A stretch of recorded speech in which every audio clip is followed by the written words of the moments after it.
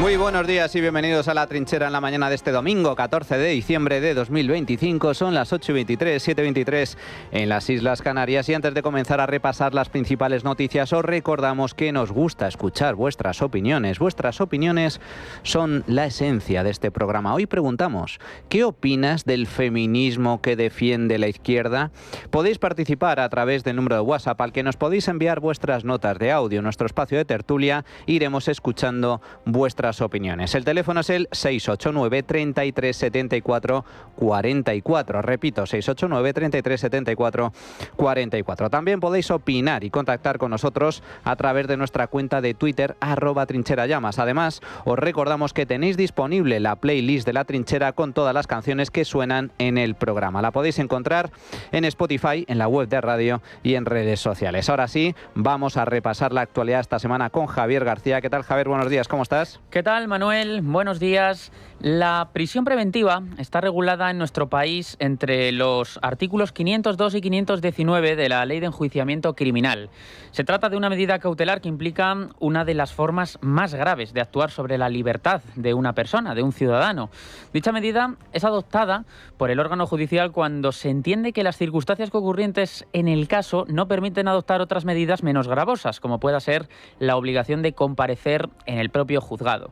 En este caso, el juez de la Audiencia Nacional ayer acordó dejar en libertad, con medidas cautelares, precisamente, a la fontanera del Partido Socialista, Leire Díez, al expresidente de la Sociedad Estatal de Participaciones Industriales, la SEPI, Vicente Fernández, y al empresario Anchón Alonso, socio de Santos Cerdán. Los tres fueron detenidos esta semana por un nuevo caso de corrupción que no tiene que ver con el que ya conocíamos de Leire Díez, esas extorsiones a fiscales para obtener información comprometida de la Guardia Civil. En esta ocasión, estas tres personas están siendo investigadas por otro caso, como decimos, por otros delitos, por presuntas irregularidades en contratos públicos. De los tres solamente declaró uno, Vicente Fernández, expresidente de la SEPI, persona muy cercana a la vicepresidenta primera del Gobierno y ministra de Hacienda, María Jesús Montero. Por su parte, Leire Díez y Anchón Alonso no quisieron declarar. Se les investiga por la presunta comisión de delitos de prevaricación, malversación, tráfico de influencias y pertenencia también a organización criminal. Allí estuvo nuestro compañero Paco Cobos. Paco, ¿qué tal? Buenos días.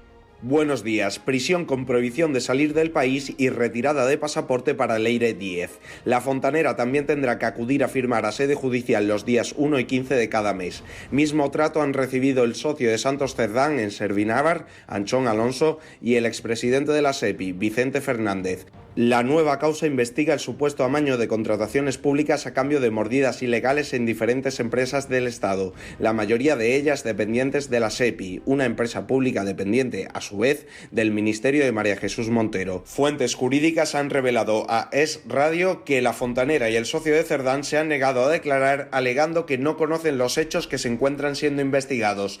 Pero Fernández sí que ha respondido a todas las partes. El expresidente de la SEPI ha negado la comisión de cualquier delito, aunque ha reconocido haber trabajado para Servinávar entre los años 2021 y 2023. Leire Díez salía de la Audiencia Nacional cubriéndose la cara con el abrigo y con un estado anímico, según informaban estas mismas fuentes, bastante peor al que le hemos visto en los últimos meses. Gracias, Paco. Ahora volveremos contigo. Se trata este caso, como decimos, de otro diferente. La presunta organización criminal que conformaban habría amañado 5 contratos públicos valorados en su conjunto en casi 133 millones de euros. Si bien por el momento se desconoce cuánto dinero se habrían hecho en mordidas, sí que ha trascendido que esas comisiones presuntamente ilegales las canalizaban a través de una empresa llamada Mediaciones Martínez. El diario ABC ha podido confirmar que entre esos 5 contratos o concesiones públicas investigadas está el rescate otorgado por la SEPI a Tubos Reunidos, el grupo vasco dedicado a la fabricación de tubos de acero. Hay que recordar que fue en junio de 2021 cuando trascendió que el Fondo de Solvencia para Empresas Estratégicas del Gobierno, gestionado por la SEPI, iba a conceder 112 millones de euros a la siderúrgica Tubos Reunidos, después de que así lo solicitara, tras cerrar en 2020 con unas pérdidas superiores a los 100 millones. Otros de los contratos investigados tienen que ver con una adjudicación de Mercasa a la empresa Servinávar, de la que eran, como hemos dicho, socios supuestamente tanto Santos Cerdán como Anchón Alonso, y un tercero relativo a una adjudicación adjudicación de un contrato público de ENUSA, la empresa nacional del uranio, a residuos de Melilla, Remesa también, y cabe recordar que la propia Díez trabajó como directora de comunicación en ENUSA, lo hizo entre los años 18 y 19. Bueno, pues estas son las novedades, todo lo que hemos conocido, esto lo ha publicado el diario ABC, pero hay más novedades que publica hasta ahora el diario El Español. Sabemos que también estas 3 personas que ahora están puestas en libertad ofrecían a empresarios la compra de edificios históricos de Correos con financiación pública a cambio de comisiones. La fontanera del PSOE y el expresidente de la SEPI enseñaron estos inmuebles a diversos interesados.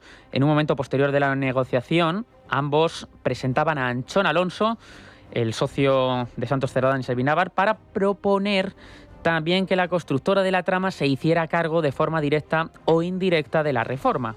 Generalmente proponían que una vez adquirido el edificio, que solía estar en una zona emblemática de la ciudad, el proyecto tuviera carácter hotelero. Entre los registros realizados por la Benemérita, en este caso se encuentra el de la Dirección General de Patrimonio del Estado, que depende de Hacienda. Estas son las novedades, como decimos, de este nuevo caso. Ayer hubo acto de campaña en Extremadura, uno de los actos principales del Partido Popular. Estuvo con María Guardiola, Alberto Núñez Feijóo, y allí quiso precisamente pronunciarse sobre todos estos nuevos escándalos que salpican al gobierno de Pedro Sánchez. Ha querido encubrir los negocios que financian sus campañas. Ha querido encubrir uno a uno a todos sus corruptos hasta que se ha desbordado. Ha querido encubrir a Ábalos, diciendo que todo era cosa de Coldo. A Cerdán, diciendo que todo era cosa de Ábalos. Y ahora Sánchez diciendo que era cosa de Cerdán. Ha querido encubrir a los machistas que vejaban a las mujeres. Igual que en este caso, que han quedado en libertad de momento, ha ocurrido con otro caso también que afecta al gobierno. Es el caso de Plus Ultra, la aerolínea española con capital venezolano. El juzgado de instrucción número 13 de Madrid ha acordado también la puesta en libertad provisional de las 3 personas que estaban detenidas. No obstante, también tienen medidas cautelares. El magistrado es Alfredo Barrera y ha acordado retirarles el pasaporte, prohibir la salida de España y obligarles a comparecer de forma quincenal en los juzgados. Al presidente de la aerolínea, Julio Martínez Sola, su CEO, Roberto Rosselli, y el empresario Julio Martínez Martínez. Esta era la 3ª persona detenida que conocíamos ayer, además con fuertes vínculos comerciales a la empresa. Se les atribuyen delitos de fraude fiscal, pertenencia a organización criminal y apropiación indebida. Las actuaciones, hay que recordar que siguen secretas, están bajo secreto de sumario, las seguirá llevando el juzgado de instrucción número 15. La titular del juzgado de Madrid está investigando una denuncia que presentó la Fiscalía Anticorrupción que apunta tanto al uso indebido de los 53 millones de euros que el gobierno concedió a Plus Ultra en forma de rescate durante la pandemia, como al presunto blanqueo de fondos públicos y de oro de Venezuela en varios países. Pues amigos, esto es lo que hay. Un nuevo capítulo dentro del larguísimo, interminable listado de escándalos de corrupción que está protagonizando el gobierno de Pedro Sánchez, el mismo que llegó al poder a través de una moción de censura en 2018 para combatir la corrupción, para limpiar la política española de corruptos. Vaya panda. Más que panda, banda, con B. Esto es lo que hay. La Guardia Civil, la Policía Nacional, la Justicia, lo que está investigando desde hace meses es una organización criminal. Pero no una organización criminal procedente de Bielorrusia, o de Serbia, o de Kosovo. No, no. Está radicada aquí, en España. Y algunos de sus miembros forman parte o han formado parte del gobierno del PSOE, del Partido Socialista. Organización criminal, dicen los investigadores. Organización criminal dedicada a la compra ilegal, irregular, de mascarillas y material sanitario durante la pandemia, al tráfico irregular, ilegal, de hidrocarburos procedente de Venezuela, a la concesión irregular de contratos a través del Ministerio de Transportes, a la concesión ilegal de obra pública, a la concesión irregular de contratos públicos de diferentes empresas y organismos, y todo ello a cambio de comisiones, de dinerito. Las chistorras, los soles, las lechugas, los folios. Y ahora la SEPI. La SEPI. Sociedad Estatal de Participaciones Industriales, un conglomerado en el que se concentran todas las participaciones del gobierno en empresas públicas. Empresas cuyo valor es de miles y miles y miles de millones de euros. Pues bien, ahora la UCO dice que al menos hay concesiones irregulares por cerca de 130 millones de euros, 133 millones de euros, a cambio de comisiones ilegales, que se derivaban a través de una empresa llamada Mediaciones Martínez. No es la tía de Mortadelo y Filemón, pero podría serlo, perfectamente, porque los personajes dan el tipo.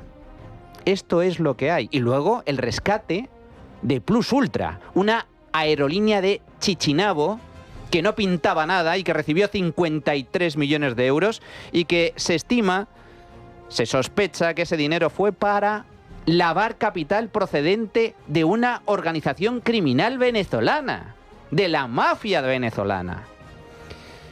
Asco, amigos, asco, vergüenza, asco absoluto.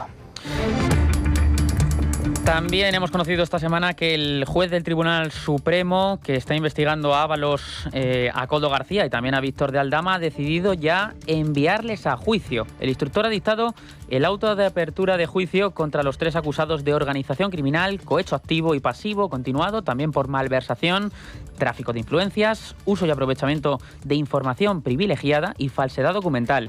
El juez mantiene a Ábalos y a Koldo en prisión preventiva a la espera de que se sienten en el banquillo, viendo ese riesgo de fuga por las altas penas a las que se enfrentan, y les ha impuesto una fianza de 60.000 euros.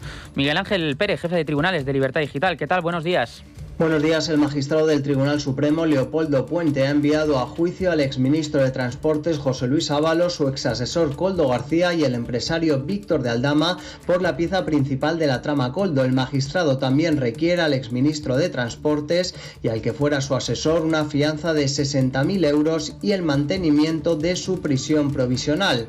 En el auto al que ha tenido acceso Libertad Digital, el magistrado del Tribunal Supremo acuerda la apertura de juicio oral por los hechos que se contienen en el auto, por el que se acordaba la acomodación de las actuaciones a las normas previstas para el procedimiento penal abreviado, matizados y enriquecidos en aspectos no esenciales en los respectivos escritos de acusación, hechos provisionalmente calificados como constitutivos de sendos delitos de integración en organización criminal, cohecho continuado, activo y pasivo, uso de información privilegiada, aprovechamiento de información privilegiada, tráfico de influencias, malversación de fondos públicos, falsedad en documento oficial y prevaricación. De igual manera, el magistrado también especifica en el auto que la situación personal de los 3 acusados se mantiene igual, por lo tanto Aldama continúa con la obligación de comparecer ante el Supremo los días 1 y 15 de cada mes o al día inmediato siguiente si fuera festivo, con prohibición de abandonar el territorio nacional y retirada del pasaporte, mientras que también se mantienen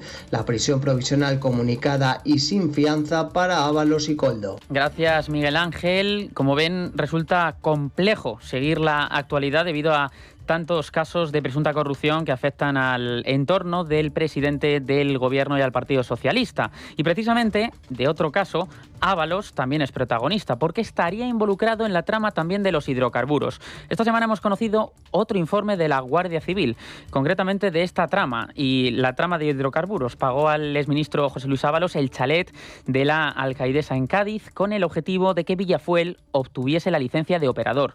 Es un informe el que hemos conocido de casi 200 páginas, donde también se acredita la influencia de José Luis Ábalos en los ministerios de Industria de Reyes Maroto y de Transición Ecológica de Teresa Rivera en favor de la trama. Volvemos contigo, Paco, de nuevo. Buenos días. Buenos días. Efectivamente, la UCO acredita que Ábalos intermedió en los ministerios de sus compañeras de partido para que Víctor de Aldama y su socio Claudio Rivas recibieran una licencia de hidrocarburos. A cambio de ello, Ábalos disfrutaba del chalet de la alcaidesa en Cádiz. El pago era de tal importancia que se deduce del informe que Ábalos no movió pieza hasta que disponía de la vivienda. El escrito revela mensajes entre una persona vinculada a la trama hidrocarburos y su pareja, hijo puta el putero, ha sido pillar la casa y le ha dado al botoncito, le decía Leonor González a su novio. La intermediación se constata en una reunión organizada por Koldo García en el restaurante La Tragantía, a la que también asistieron Ábalos, Víctor de Aldama y el jefe de gabinete de Rivera. Koldo también habría hablado con el director de gabinete de Reyes Maroto. Todo ello porque el socio de Aldama, Claudio Rivas, quería la licencia sin presentar la documentación requerida para que su nombre, ya conocido por la justicia, no se vinculase a Villafuel. Gracias, Paco. La presunta corrupción de Pedro Sánchez traspasa fronteras y sus denuncias no se quedan ya solo a nivel nacional después de que esta semana el Partido Revolucionario Institucional haya acusado a Pedro Sánchez de hacer una gestión corrupta en la Internacional Socialista. El partido político mexicano sostiene que Venezuela usa la Internacional Socialista para triangular fondos en favor del PSOE y pide a la justicia que investigue al partido por, según dicen, lavados de dinero. Ignacio Bravo, buenos días, ¿qué tal? Buenos días. Pedro Sánchez ha sido señalado desde fuera de nuestras fronteras como líder de una organización antidemocrática y corrupta. Por si fueran pocas las sospechas que recaen ya sobre la gestión y la presunta corrupción del presidente del gobierno en el Partido Socialista, a Sánchez le siguen creciendo los enanos del circo, porque esta semana el Partido Revolucionario Institucional mexicano ha apuntado todavía más arriba en la pirámide socialista. Desde el PRI advierten que la Internacional Socialista se ha vuelto una organización unilateral, opaca, evasiva, ineficiente, burocrática y agresiva, y anuncian que mientras Pedro Sánchez siga al frente de ella, el PRI se reservará el derecho a no participar en sus órganos. Así lo han señalado en una carta firmada por la secretaria de Asuntos Internacionales del partido, Sofía Carvajal, y lo ha ratificado en una entrevista en 13.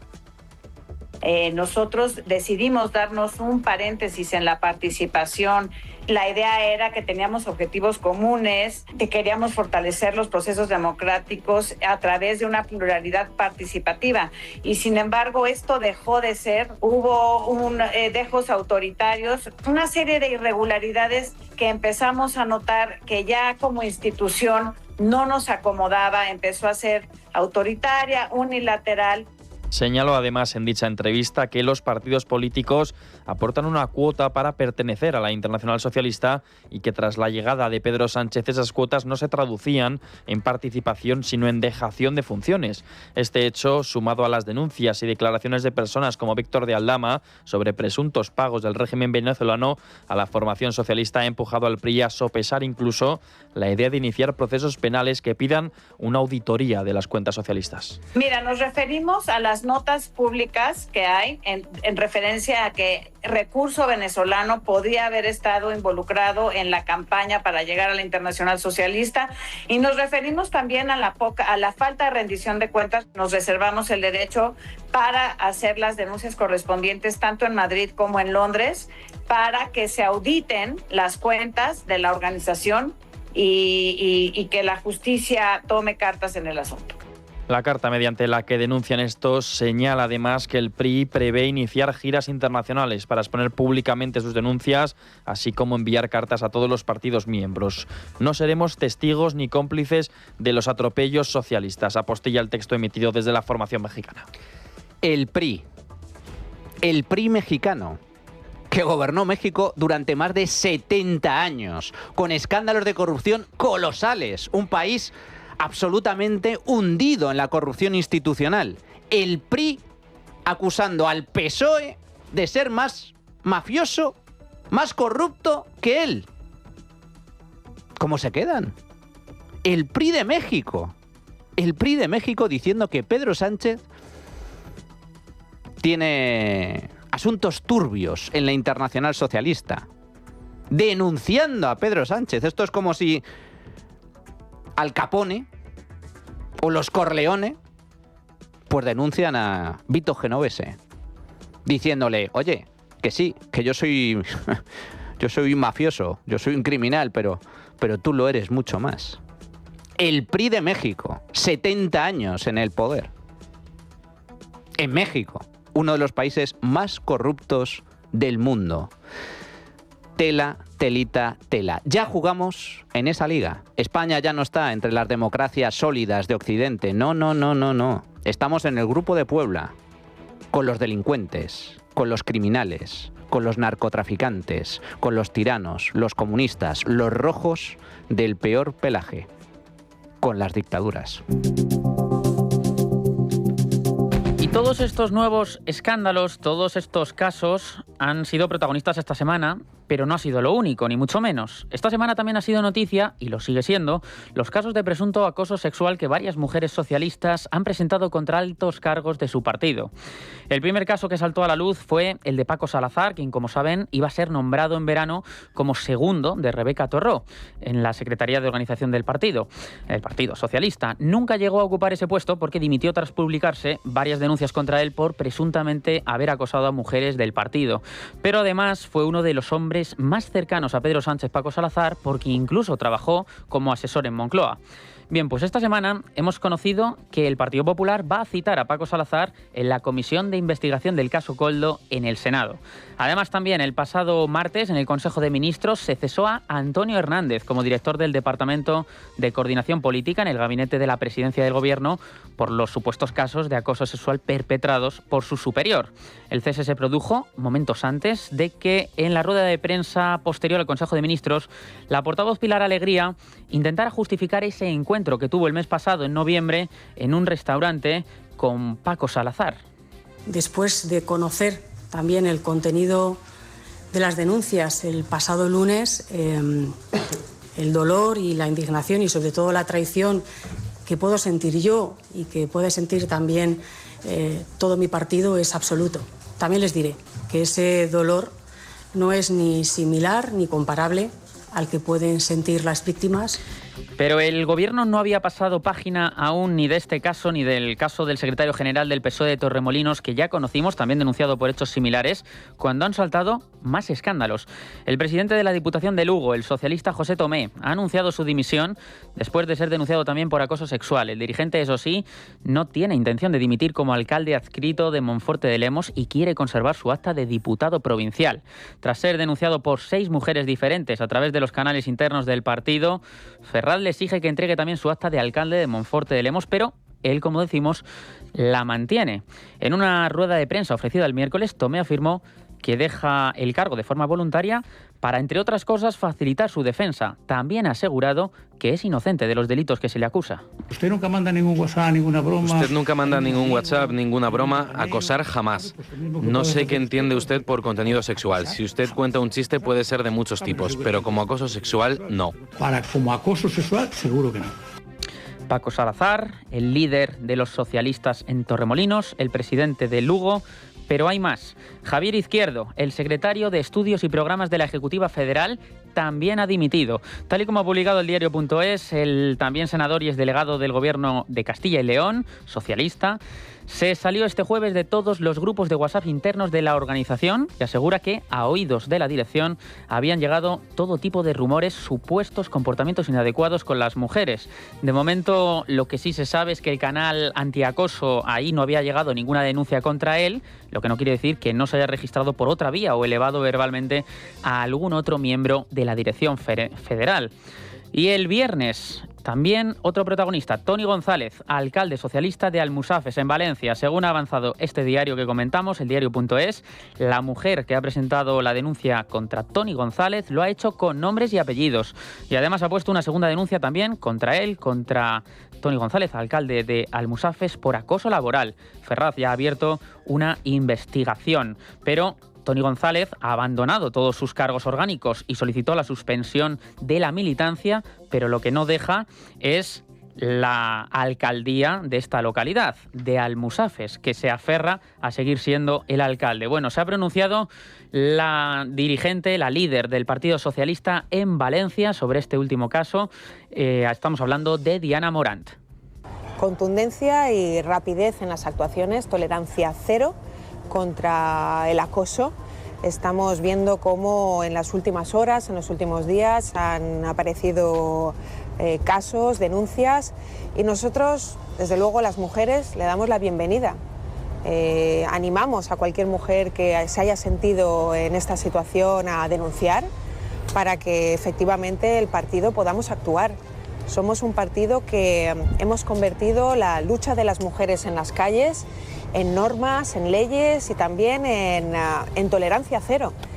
Sí se han animado las mujeres a denunciar, porque también ha dimitido el alcalde de Belalcázar, en Córdoba, también socialista, Luis Fernández Rodríguez. Lo hizo el viernes, después de que el diario ABC publicara los mensajes de contenido sexual que envió a una subordinada. Los textos que comenzó a enviar en 2023, concretamente en marzo, son insinuaciones sexuales que ella rechaza o no responde. Además, se le acusa de haber enviado también fotografías no deseadas.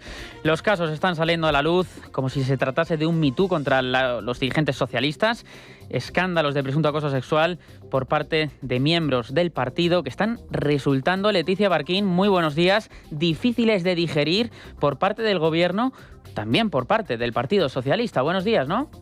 Buenos días. Desde el PSOE trasladan tristeza e indignación. Dicen que esta situación es muy dolorosa para ellos. El incendio provocado por las denuncias contra Salazar y la inacción del partido desde julio ha generado una crisis interna que la dirección socialista trata ahora de apagar. Sin embargo, en el PSOE no descartan que puedan aparecer más casos que retumben en las paredes de Ferraz tras la dimisión de un miembro de la dirección federal, Javier Izquierdo, aunque en la sede socialista sostienen que no han recibido una denuncia contra él. Estos episodios, a los que el PSOE da completa credibilidad, junto a los presuntos amaños de contratos públicos, inquietan a las filas socialistas, que dicen sentirse devastadas ante el ciclo electoral que arranca en apenas una semana y que continuará en 2026. No obstante, en el entorno de Sánchez intentan alejar el fantasma de un adelanto electoral y se muestran dispuestos a resistir a base de mirar hacia otro lado, pero lo cierto es que en Moncloa están en modo pánico porque no logran sacar cabeza ante el tsunami de escándalos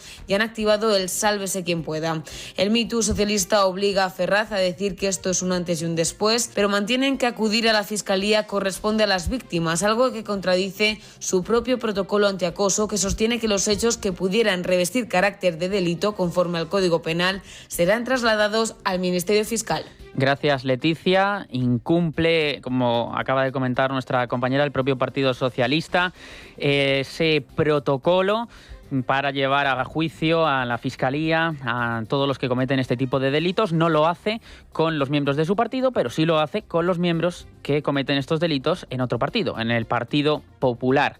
Y ante esta situación tan compleja, ya escuchamos en La Sexta a Yolanda Díaz, que decía esta semana, este viernes, que solicitaba a Pedro Sánchez un cambio en el gobierno de arriba a abajo. Eso sí, sin que ella saliese del puesto que ocupa, ni sin tampoco quitar a los ministros de su formación, de Sumar. Bueno, pues le ha contestado la ministra, en este caso, de Defensa, Margarita Robles. Yo lo que le diría a la señora Díaz es que hay mucho que trabajar. Ella supongo que tendrá mucho que trabajar en su ministerio. Yo tengo mucho que trabajar en mi ministerio, trabajando por la seguridad, por la paz en España y en el mundo.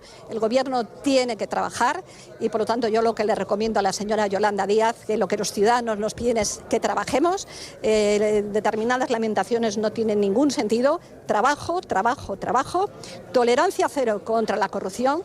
Apoyar al máximo la justicia para que la justicia dilucide responsabilidades. No queremos corruptos, no queremos machistas.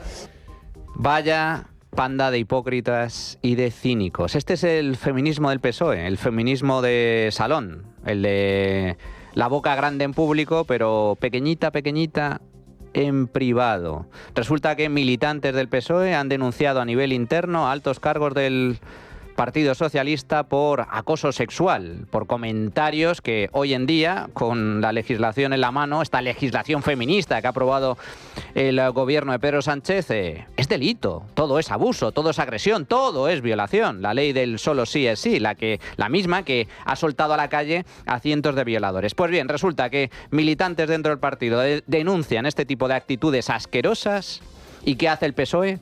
Lo tapa. Lo tapa. No hacen nada absolutamente. ¿Y sus mujeres? Sus mujeres, los también responsables dentro del partido, pues callan y asumen en su mayoría e incluso intentan convencer a las denunciantes, a las supuestas víctimas, de que mejor que lo dejen a un lado. Pelillos a la mar. Empezando por la secretaria de organización, Rebeca Torró, íntima de Paco Salazar, uno de los implicados en este tipo de denuncias. Porque durante meses no hizo nada.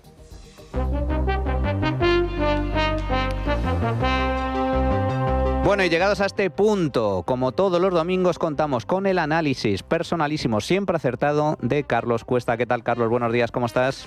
Muy buenas, ¿qué tal? Muy bien. Bueno, cuéntanos, Carlos, porque vaya semana de basura que tenemos que limpiar. Bueno, tenemos que limpiarla nosotros, hay otros que por lo visto se dedican más que a limpiarla, a llenar el cubo de basura.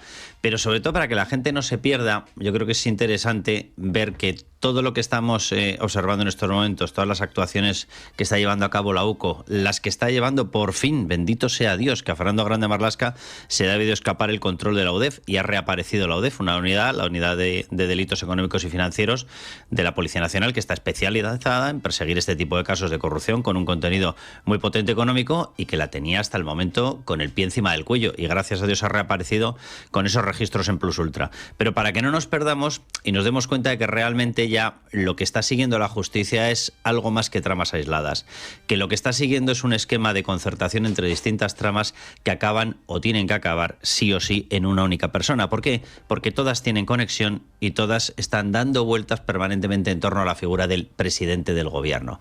Vamos allá con las conexiones, porque yo creo que en el momento en el que se hace un análisis un poquito más detallado de lo que ha ocurrido estos últimos días, nos damos cuenta de que efectivamente lo que están es cercando ya a la presidencia del gobierno. Bien, los registros han sido en SEPI, Sociedad Estatal de Participaciones Industriales, la joya de la corona, donde están todas las participaciones del gobierno, todas las participaciones del Estado, por decirlo de una forma mejor, en cada una de las empresas públicas donde tiene o el control pleno o una parte del control. Bueno, registros en SEPI, en Correos, en ENUSA, en Mercasa, en Hacienda, en Transición Ecológica, en Plus Ultra. Bien, vamos a explicar qué es lo que las une. Vamos allá. Bueno, la trama SEPI, que la podríamos denominar así, resulta que tenía dos componentes personales. Uno de ellos, Vicente Fernández Guerrero, expresidente, tal cual, o sea, han ido directamente a lo que fue la cabeza, expresidente de la SEPI, y, atención, Leire Díez.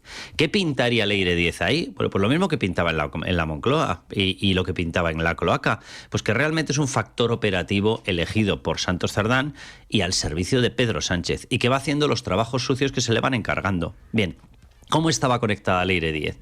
Leire Díez estaba conectada con ENUSA, la empresa nacional de uranio, que es de la SEPI, y estuvo allí directamente trabajando. Bien, ¿y dónde estuvo también? Estuvo en Correos, donde también estuvo trabajando. Bueno, vamos allá. ENUSA. ¿ENUSA qué es? ENUSA es una empresa de SEPI que resulta que en estos momentos, primera conexión, trama SEPI, ya la hemos conectado con Leire Díez, es decir, con la cloaca, y vamos a conectarla con una tercera entidad.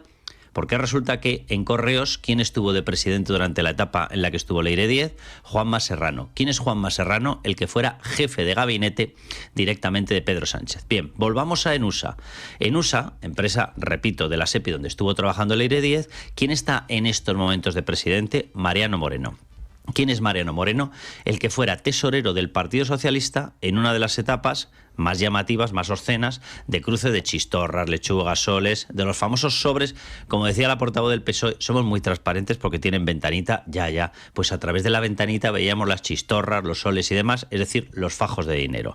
Atención, porque ya hemos conectado la trama SEPI, con Leire Díez obviamente, con la cloaca, con una empresa donde estaba el jefe de gabinete directo en época pasada de Pedro Sánchez, y directamente con otra en la cual el que ha acabado estando como presidente ha sido el máximo responsable de una de las épocas que se está analizando en la Audiencia Nacional en las finanzas del Partido Socialista. Sigamos. Pero la cloaca, ¿con quién conecta? La cloaca eran dos personas en la capa operativa. Estaba Leire Díez y estaba Santos Cerdán. Bien, Santos Cerdán es el 2 del partido.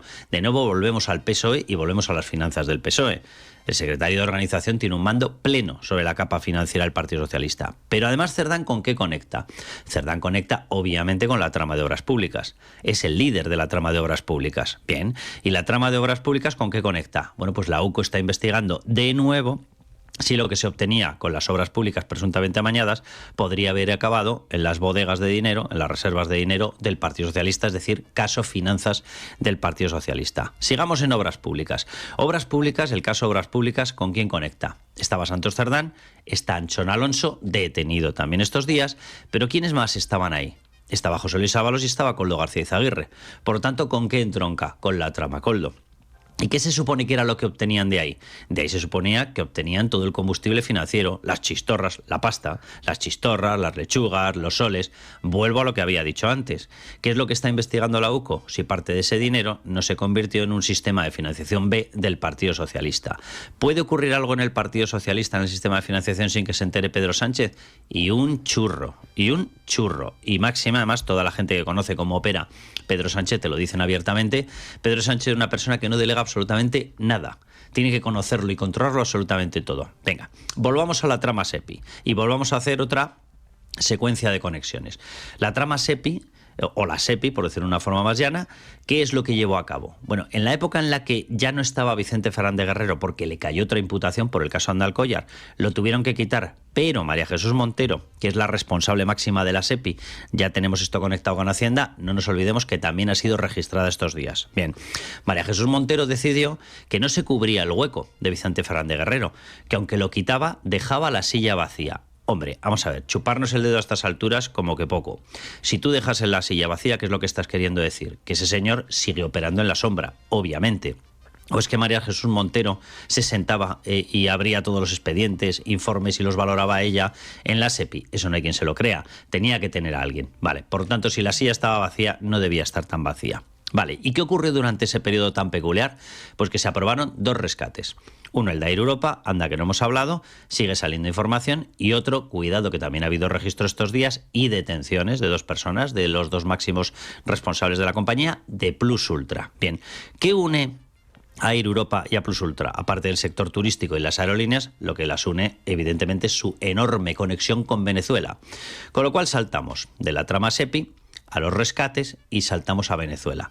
Pero sigamos en los rescates. ¿Los rescates con quién conectan? Con Begoña Gómez, obviamente, por sus reuniones con Javier Hidalgo. ¿Y con qué conectan también? Pues lógicamente Begoña Gómez y sus conexiones con Javier Hidalgo, con una empresa creada por el grupo de Air Europa, Guacalúa, que consigue el aval de la OMT y que resulta que se convierte en toda una fábrica de pasta para Begoña Gómez. Guacalúa financia gastos del Africa Center, donde también estaba enchufada la mujer del presidente, y consiguen el aval de la OMT para entrar en negocios internacionales. La Organización Mundial de Turismo, la OMT, se lleva a Begoña Gómez de negocios con ministros africanos, y a cambio, ¿qué saca la OMT? Bueno, pues lo que saca es que le regaló Pedro Sánchez en enero del 19 una sede gratis et amore, pero gratis para 75 años, más 24,4 millones para que hicieran con ellos las reformas que les diera la gana. Pero Guacalúa se queda solo ahí. No, Guacalúa tenía también dentro a Juan Carlos Barrabés. ¿Y Juan Carlos Barrabés quién es? El de la cátedra. Con lo cual, ¿a dónde volvemos? Pues volvemos, lógicamente, a Sánchez por los rescates, que tenía que ser él, lógicamente, pasado por Consejo de Ministros, porque es el marido de Begoña Gómez, porque es el último jefe de la SEPI, está por encima de María Jesús Montero, y porque al final tuvo que activar él el mecanismo Guacalúa, OMT, Air Europa, porque él fue el que le dio la sede a la OMT.